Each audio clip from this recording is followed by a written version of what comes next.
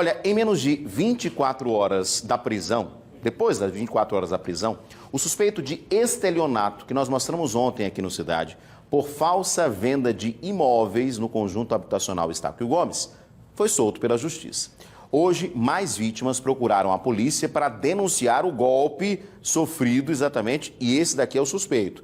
O repórter Alan Garcia conversou com algumas dessas vítimas. Vamos acompanhar. Este é Pedro Lucas Góes de Melo, jovem de 33 anos que já responde a 8 processos na Justiça. Entre eles, um registrado nesta segunda-feira. De acordo com a polícia, é ele o principal suspeito de receber dinheiro com a venda falsa de imóveis. Esta mulher encontrou um anúncio no Facebook. Ela recebeu a indenização da Braskem e pagou R$55 mil por um imóvel em uma transferência bancária. Ele levou a chave, aí minha filha, a gente entrou várias vezes com ele. Ele passou na minha casa, dizia um local para a gente se encontrar. Aí eu, minha filha, meu genro, e a gente ia e a gente entrava na casa. Tinha completo domínio para entrar. E a documentação? Ele apresentou algum tipo de documentação? Apresentou.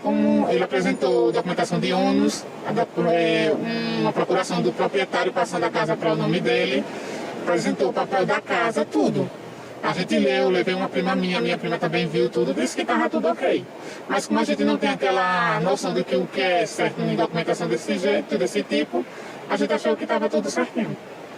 E quando foi que aconteceu a transferência do dinheiro? No dia 11 de fevereiro, às 10h40 da manhã. Eu transferi 55 para ele. 55 mil? 55 mil. Nesse momento em que você transferiu, ele entregou alguma chave, alguma documentação? Eu já estava com a casa da chave há vários dias. Desde o segundo dia que eu fui ver a casa, ele já me passou a chave de antemão logo. E eu já tinha acesso à casa. Aí no dia que eu passei os 55 mil, ele ainda me levou, eu, minha filha e meu genro, até o centro.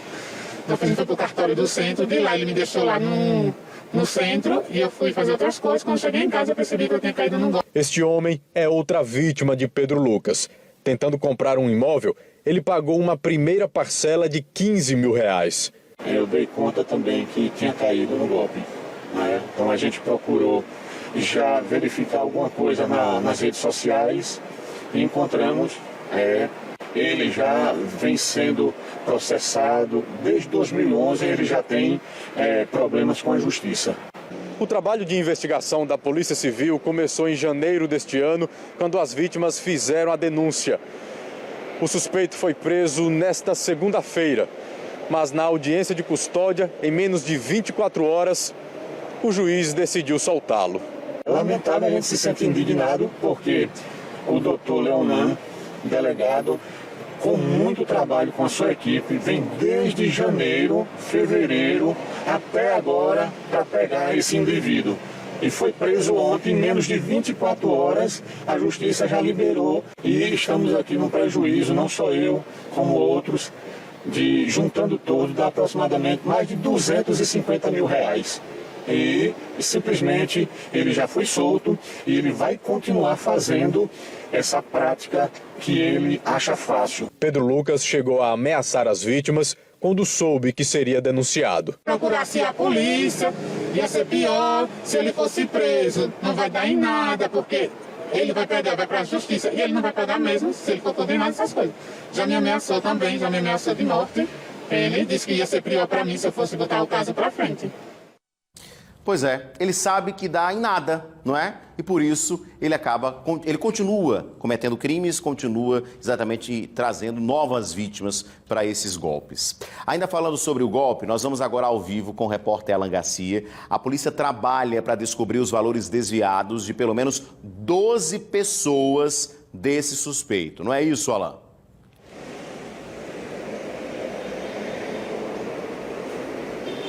Isso, Edson. O delegado Leonan, que é quem está à frente dessas investigações desde o começo do ano, ele disse que são aproximadamente 12 pessoas, 12 vítimas, que na maioria delas, no montante geral assim, cada um acabou pagando 50, 60 mil reais para esse suspeito.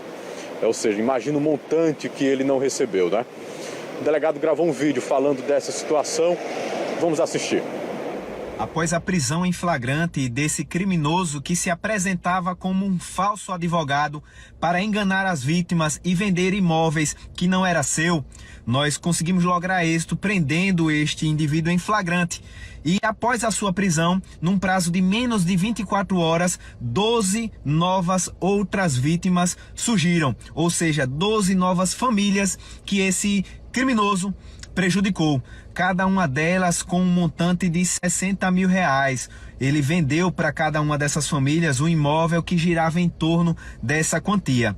Mas a surpresa não é essa. Nós já sabíamos que esse indivíduo vivia do crime e, consequentemente, lesava diversas vítimas. A surpresa foi, na tarde de hoje, na audiência de custódia, esse indivíduo ser colocado em liberdade.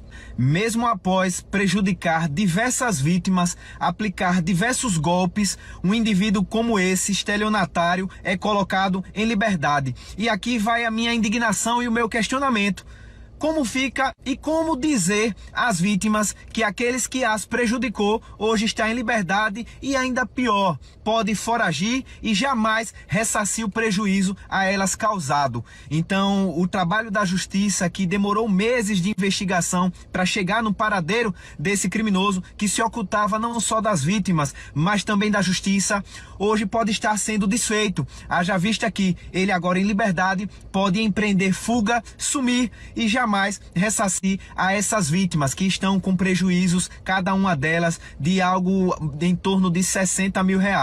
Mas as investigações continuam, o trabalho da polícia continua para que, através da quebra do sigilo bancário, nós possamos localizar o paradeiro desse montante. Inclusive, nós tomamos conhecimento que uma parte desse dinheiro foi destinado à conta bancária de um criminoso que já responde por tráfico e homicídio e, inclusive, foi preso no último dia 18 de julho. E, como dito, as investigações continuam para que essas pessoas não fiquem ainda mais em prejuízo.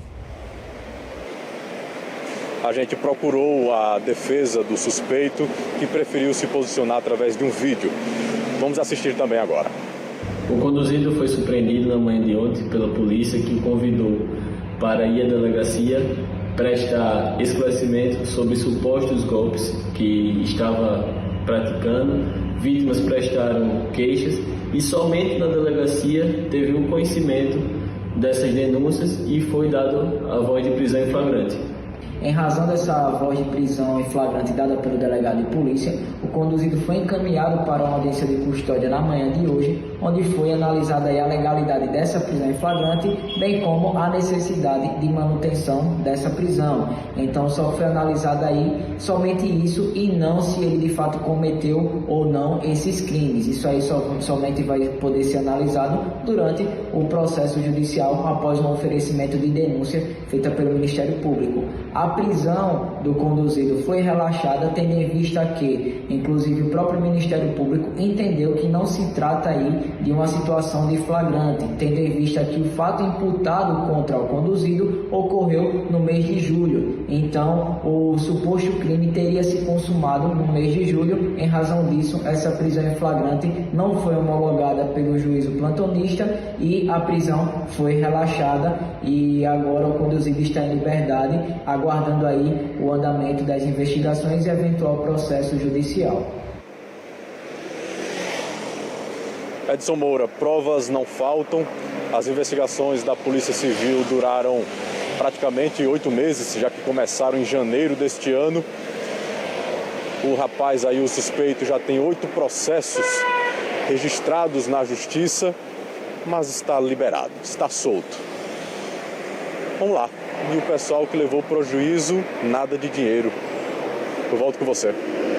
Pois é, a gente entende a defesa e abrimos espaço aqui também, né? A defesa se pegou nessa questão da prisão em flagrante, que não poderia ter acontecido porque o crime já tinha acontecido mais de 48 horas, né? Então não seria o flagrante. Mas o fato é que, assim, as provas estão aí, né? As vítimas estão aí.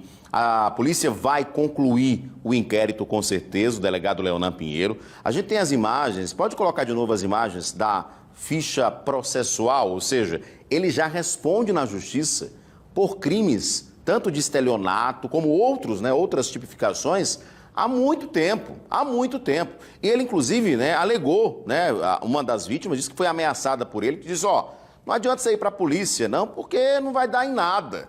Infelizmente, esses criminosos continuam aplicando golpes, continuam fazendo crimes, cometendo crimes, porque é isso, a morosidade da justiça deixa eles livres, exatamente fora da cadeia, e eles continuam aplicando golpes, continuam fazendo vítimas, e sabem que não vai dar em nada, ou se der, vai demorar muito para dar. Essa daí é um print, olha, imagens da consulta de processo de primeiro grau. Alguns já estão em execução, mas enfim, todos dele. Aí, o mesmo suspeito.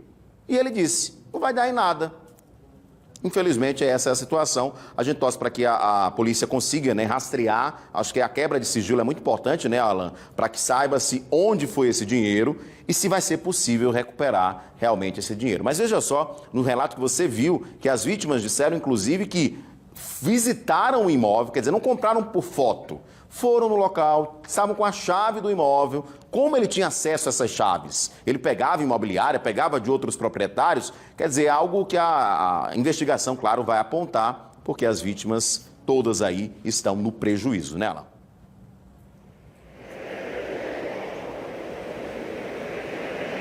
Essa quebra do sigilo é importantíssima, porque vai poder montar esse quebra-cabeça que a polícia precisa, né, refazer. Né? Quem está com ele nesse crime? Será que existem outras pessoas? Porque como é que ele tem acesso a imóveis que não são deles, que não são dele, né? Que ele coloca à venda, abre, a pessoa visita, entra. Quem foi que deu essa chave para ele? Essas chaves? Foi a imobiliária mesmo? Ou o dono do imóvel que também está por trás de tudo isso, né? Não, pode utilizar o meu imóvel, vai lá, mente para o pessoal, enrola, pega o dinheiro e a gente divide. A polícia precisa entender como é que funcionava todo esse trabalho desse suspeito. Claro, a defesa encontra brechas, né, para poder proteger o seu cliente, mas é claro que fica a indignação. As pessoas pagaram por uma coisa que nunca iriam receber. E, de fato, foi isso que aconteceu. E ele sabia que era assim que seria, né? Ou seja, estava realmente enganando as pessoas. Mas essa é a justiça que nós temos. Ele vai ficar aguardando em liberdade. Edson Moura.